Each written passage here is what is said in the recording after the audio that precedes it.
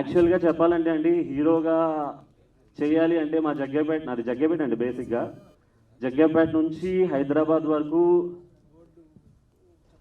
చాలామంది చాలామంది వీడు హీరో ఏంటి, వీడు హీరో అవుతాడా,